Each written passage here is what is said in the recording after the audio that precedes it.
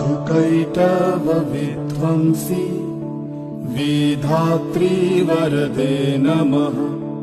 रूपं देहि जयं देहि यशो देहि दिशो जहि।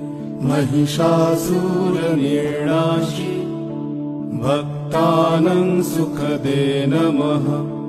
रूपं देहि जयं देहि यशो देहि दिशो जहि।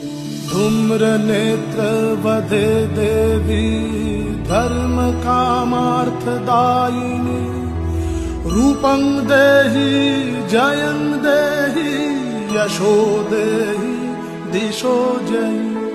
रक्तबीज वदे देवी चण्डमुण्ड विनाशिनी।